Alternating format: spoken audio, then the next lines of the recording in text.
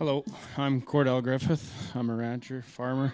My question is, maybe this is bringing awareness to a loophole, but I employ 2 hired men who I have under WCB. Now, from my understanding of WCB is I pay a percentage on what I pay them throughout the year, and I have a 15-day period from the day they start working for me to when I have to put them on workers' compensation.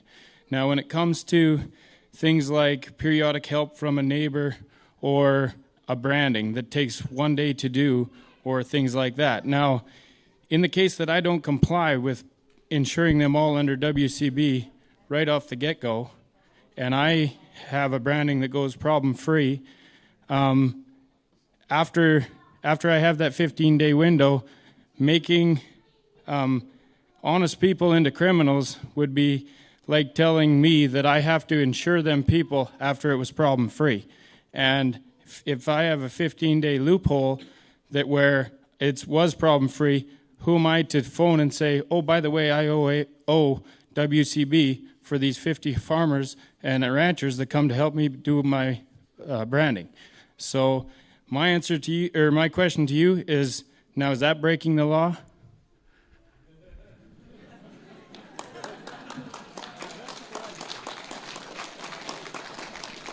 Cordell, if the tree falls in the forest and there's nobody there, does it make a noise?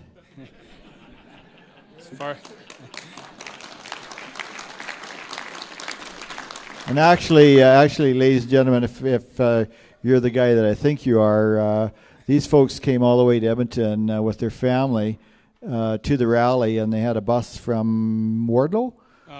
Cessford, too, and they deserve a hand for doing that too, you guys.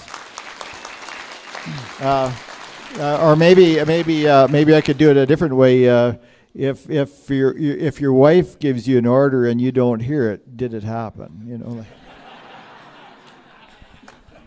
Well, I just see this as a a little bit of a way around it. I don't want to make a whole lot of awareness to it for fear that there will be something put in there so you can't do that. However, I think that just that single cost, even though it's voluntary help, they want you to put a value of service on that and keep track of the amount of hours that they do for you, and then you pay accordingly, whether it was problem-free or not. And so I don't know what that cost would be, but that 1 day could be fairly expensive.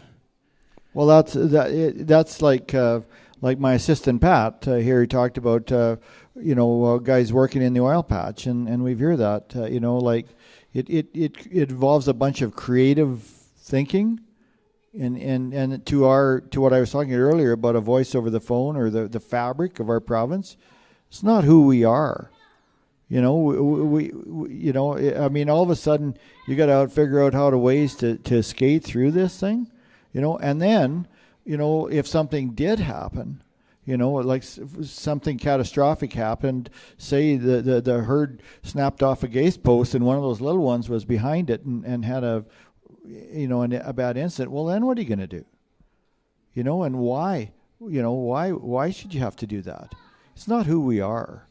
I mean, and I've completely sympathize with you, because there's that there's trees that have fallen over out there by Esther and nobody heard it either. And there was I'll just leave it at that.